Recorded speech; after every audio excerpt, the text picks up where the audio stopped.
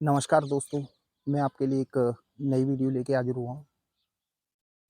इस वीडियो का माध्यम है कि हमारे जीवन में जो परेशानी आती हैं या दुर्भाग्य आता है, उसको हम भाग्य में कैसे बदल सकते हैं, ये वीडियो के माध्यम से बताऊँगा। और आप मेरे वीडियो में खो जाएँ, यदि आप मेरे चैनल पर नए हो, तो इसको सब्सक्राइब कर देना और बेल आइकन का बटन दबा देना, ताकि आपके लिए और वीडियो लाता रहूँ। कहते हैं ना, लोगों के जीवन में बहुत सारी परेशानी आती हैं, जिसको नॉर्मल भाषा में दुर्भाग्य बोलते हैं।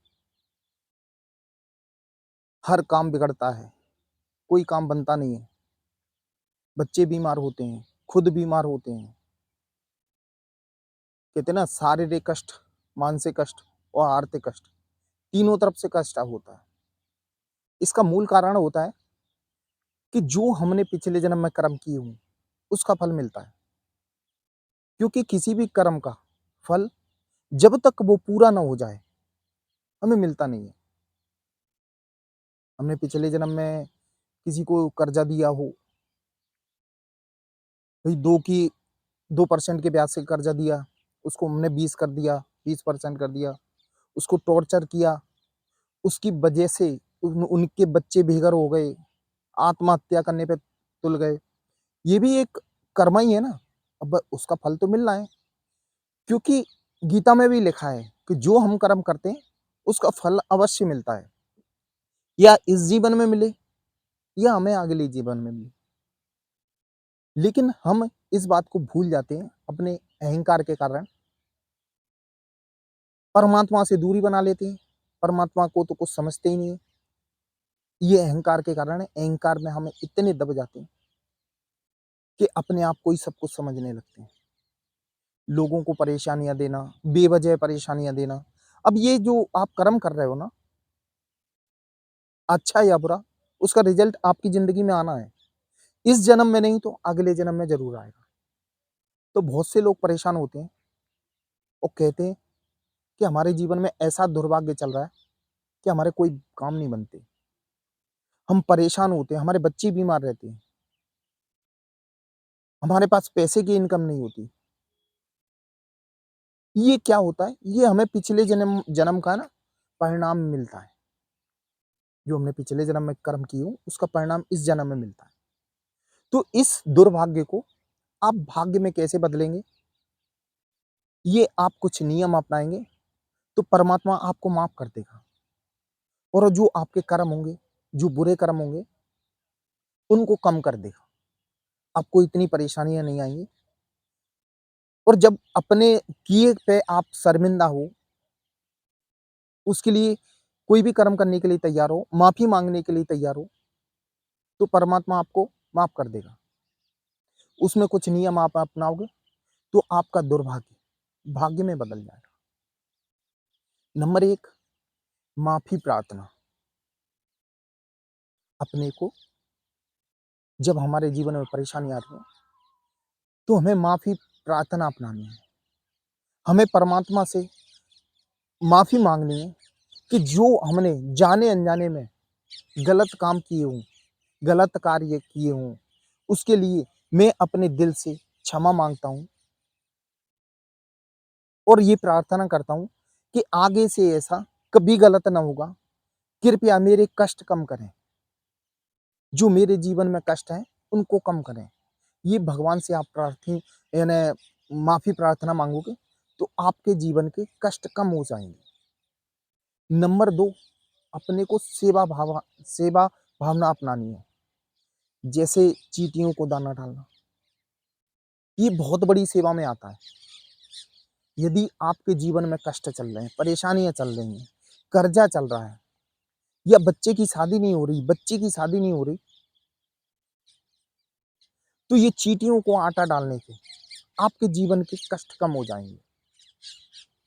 अब ये बता दें कि जैसे बच्चों की शादी क्यों नहीं होती? ज़्यादातर लोगों की शादियाँ लेट होती हैं और नहीं होती, ऐसा क्या कारण होता है?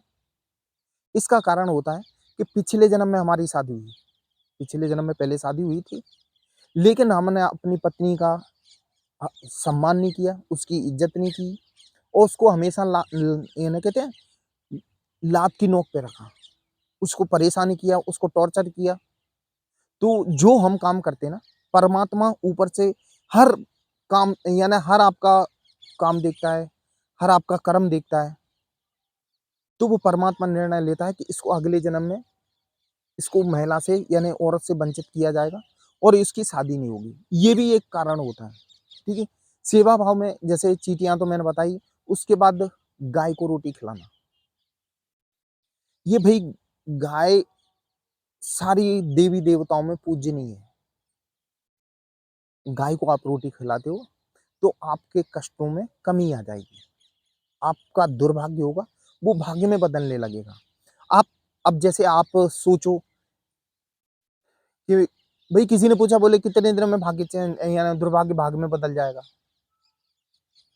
तो ऐसा है कि आप लगातार 31 दिन या 51 दिन कोई सेवा भाव का काम करते हो, चींटियों को दाना डालते हो या गाय को रोटी खिलाते हो या मछलियों को आटा खिलाते हो, तो आपका जो काम नहीं बन रहे होंगे, आपके जीवन में जो कष्ट होंगे, वो धीरे-धीरे कम होने लगेंगे। लेकिन ये भाग-दौड़ वाली दुनिया के लोग मालूम है क्या सोचते हैं? कि ये लोगों को बेवकूफ़ समझते हैं। जैसे किसी ने उपाय बताए, जैसे मैं ही बता रहा हूँ उपाय कि आपको ये काम करने हैं, तो आपका भाग्य सुधरने लगेगा, आपके जीवन में खुशियाँ आने लगेंगी। तो लोगों का मालूम है क्या मानना रहता है कि 3-4 दिन में नहीं ये काम हो सकता। हमारे पास टाइम नहीं है इतना कि हम 1 महीने, 31 दिन करें। 3-4 दिन में नहीं हो सकता। अरे बेवकूफ़ों! तुम्हें ये नहीं पता कि जो तुमने कर्म किए हैं, वो 1 दिन का रिज़ल्ट थोड़े ही आपके जीवन में। वो 1 दिन का रिज़ल्ट थोड़े ही आपके जीवन में। आपने पिछले जन्म में वो हो सकता है 10 साल की हूँ, 20 साल की हूँ, 5 साल की हूँ, तो उसका निराकरण भई 3 दिन में कैसे निकल आएगा? उसको भी तो भई समय लगेगा। अरे जितना बड़ा मोटा पेड़ होगा, उसको काटने में समय लगेगा। आप सोचो कि 3 दिन में हो जाए काम, ऐसा कभी नहीं हो सकता। क्योंकि आपकी जो पाप की गठरी है, जो कर्मों का गठरा है ना, वो इतनी जल्दी नहीं खत्म होगा।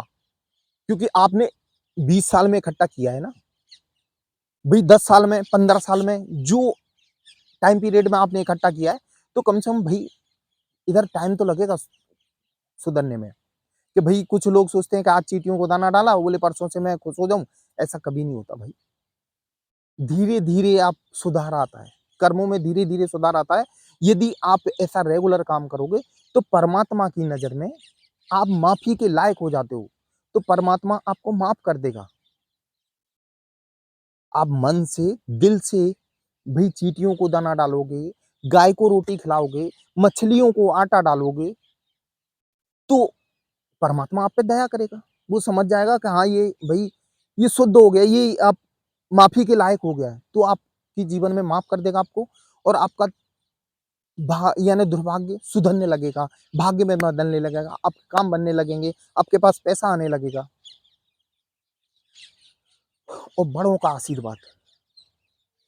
सबसे बड़ी बात नंबर 3 सुबह जल्दी उठना है। अपने को सुबह जल्दी उठना है क्योंकि सुबह जल्दी उठने से भगवान की फ्रीक्वेंसी रहती है। उस टाइम भगवान का ब्रह्मांड रहता है, हमारे आस-पास भगवान रहते हैं। यदि आप सुबह जल्दी उठोगे, तो भगवान की कृपा आपके ऊपर होगी। उठने के बाद सबसे पहले अपने हाथ जोड़ के हाथों की हथेलियों को देखना, इससे आप पे लक्ष्मी मैया की कृपा होती है, आपके रुके काम बनते हैं। सुबह उठ के ये करना है कि अपने को हाथ जोड़ के प्रभु से धन्यवाद बोलना है। हे प्रभु, जो आपने जीवन दिया है, उसके लिए मैं आपका तहे दिल से यानी धन्यवाद करता हूँ और मैं आपका आभारी हूँ। कृपया मेरे जीवन पे कृपा बनाएँ और हाथों को जोड़ने के बाद हाथों को देखें, तो आपके पास धन की कमी नहीं होगी। आपका जो बिगड़े काम होंगे, वो भी सुधरने लगेंगे और बड़ों का आशीर्वाद लेना है। कहते हैं ना, बड़ों का आशीर्वाद जो अपने से बड़े हैं, उनके आप यदि चरण स्पर्श करते हो, तो उनका हाथ अपने सर पे होता है। जब आपके हाथ पे सर पे होता है, तो उनकी जो पॉज़िटिव ऊर्जा होती है, वो अपने ऊपर आ जाती है, जिससे आपके जीवन में सुधार आता है। बड़ों का आशीर्वाद लेते रहोगे, तो जैसे ही आप उनके चरण स्पर्श करते हो, तो जुन उनके अंदर से, अंदर आत्मा से दुआ निकलती है कि सुखी रहो या अमर रहो, ऐसा कुछ बोलते हैं। तो ये भगवान के यहाँ सब कुछ कैमरे में चलता रहता है कि जो आशीर्वाद दिया है, वो पूरा करेंगे भगवान। उस व्यक्ति ने मन से दिया हो या गैर मन से दिया हो, लेकिन भगवान के यहाँ से वो चीज़ होती है। जैसे किसी ने बोल दिया, वो आशीर्वाद दिया, तो वो आपको आशीर्वाद मिलेगा। इसीलिए बड़ों का आशीर्वाद लेते रहें, बड़ों की दुआएँ लेते रहें, दूसरों की हेल्प करें। और नंबर 4, प्रकृति क्या होता है? प्रकृति के करीब रहें, नेचर के करीब रहें। क्योंकि भगवान ने सबको एक जैसा बनाया है। जैसे इंसान बनाए ना, वैसे पेड़-पौधे बनाए हैं, पशु-पक्षी भी बनाए हैं। तो हमें उनकी मदद करनी है। बगैर मतलब के कोई पेड़ नहीं काटना, बगैर मतलब को किसी को परेशान नहीं करना। हो सके तो उसकी हेल्प करना, जितनी हो सके मदद करनी है लोगों की। क्योंकि आप मदद करोगे, भगवान ने हमें जो पृथ्वी पे भेजा है ना, इस मृत्युलोक में भेजा है ना, जन्म देके, तो हमें दूसरों की सहायता के लिए भेजा है। हमें कोई पर्पस दिया है कि तुम्हें जाके ये दुनिया में ये करना है, ठीक है? लेकिन हम लोग ये कहते हैं ना, भाग-दौड़ भरी ज़िंदगी में सब कुछ भूल जाते हैं। कोई जॉब करना है, ये करना है, कुछ किया तो मैंने किया, ये अहम अहम को भूल जाओ भाई। यदि प्रभु की आप कृपा चाहते हो, तो आप अहम को भूल जाओ और दूसरों की सेवा भाव में लगो। आपके पास पैसा नहीं है, तो आप दिल से तो किसी की सेवा कर सकते हो। जितना हो सके किसी की मदद कर सकते हो। किसी मरीज को हॉस्पिटल तक पहुँचा सकते हो। यदि कोई रोड पे एक्सीडेंट हो गया है, तो थोड़ा देर रुक के उसको हॉस्पिटल तक पहुँचा सकते हो। किसी के यहाँ शादी-ब्याह प्रोग्राम हो रहा है, उसमें मदद कर दो। कोई पर्स करवा दो, खाना खिलवा दो आए हुए मेहमानों को। ये भी एक सेवा भाव है। ज़रूरी नहीं है कि आपके पास पैसा हो, पैसे से ही आप सेवा करो। क्योंकि शरीर से भी सेवा की जाती है ना, मन से भी सेवा की जाती है और धन से भी सेवा की जाती है। तो आप मन से कर लो सेवा, शरीर से कर लो, आपके पास धन नहीं है और आपके पास धन है तो धन से भी सेवा कर लो। तो इससे हमारे जीवन के कष्ट कट जाते हैं। यानी जो कष्ट होते हैं ना, उनमें कमी आ जाती है और धीरे-धीरे हमारे जीवन में खुशियाँ आने लगती हैं। नंबर 4, आपको सुबह उठ उठ के स्नान करने के बाद 1 लोटा सूर्य भगवान को डालना है। सूर्य भगवान को 1 लोटा जल चढ़ाना है। क्या होता है, सभी ग्रहों में जो सबसे बड़ी सूर्य को माना जाता है। सबसे बड़ी, जब हम अपने घर में किसी बड़े बुजुर्ग का सम्मान कर देते हैं, तो बाकी के सब अपने आप खुश हो जाते हैं कि हमारे बुजुर्ग का सम्मान किया। ऐसे ही सूर्य देवता, सब ग्रहों में सूर्य देवता सबसे बड़े हैं। यदि आप उनका सुबह-सुबह आदर सम्मान कर दोगे, उनसे प्रार्थना कर दोगे, हे प्रभु मैं आपको जल दे रहा हूँ, आप मेरे कष्टों को हरें और जितने ग्रह हैं उनको शांत करें और हमारे जीवन में खुशियाँ आएँ। सबसे बड़ा काम है सूर्य भगवान को जल चढ़ाना सुबह। आपका देखना, यदि आप 31 दिन तक सूर्य भगवान को जल चढ़ाते हो, तो आपके जीवन में दोबारा से खुशियाँ आने लगेंगी। और नंबर सबसे लास्ट, परोपकार करना सीखें।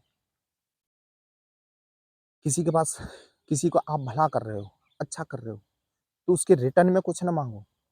परोपकार परोपकार का मतलब होता है निस्वार्थ सेवा, जिसके बदले हमें कोई डिमांड ना हो, जिसके बदले हम कुछ ना चाहें, वो परोपकार होता है।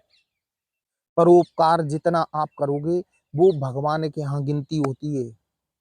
क्योंकि भगवान ने हमें परोपकार करने के लिए ही भेजा है यहाँ पे इस इस जन्म के लिए, परोपकार करने के लिए भेजा है इस जन्म में। यदि आप ये नियम फ़ॉलो कर लोगे, तो गारंटी से मैं कह रहा हूँ कि आपका दुर्भाग्य भाग्य में बदल जाएगा।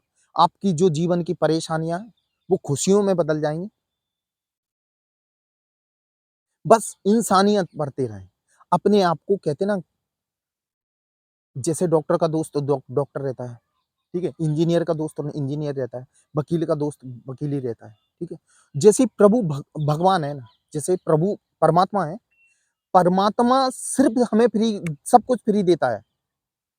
जैसे हवा फ्री दे रहा है, पानी फ्री दे रहा है, पेड़-पौधे फ्री दिए, ऑक्सीजन फ्री दे रहा है। जिस दिन आप उस जैसे हो जाओगे, तो आप परमात्मा के बहुत करीब होगे और उसके मित्र बन जाओगे और आपके जीवन की सारी परेशानियाँ हर लेगा वो। आपको आपके जीवन में कोई कष्ट नहीं होगा। दोस्तों, ये वीडियो मैं यहीं समाप्त करता हूँ और ये वीडियो आपको कैसी लगी ये कमेंट बॉक्स में ज़रूर लिखना और आप मेरे चैनल पे नए हो तो इसको सब्सक्राइब कर देना और बेल आइकन का बटन दबा देना ताकि आपके लिए और वीडियो लाता रहूँ। मेरा वीडियो देखने के लिए धन्यवाद दोस्तों। जय महाकाल दोस्तों।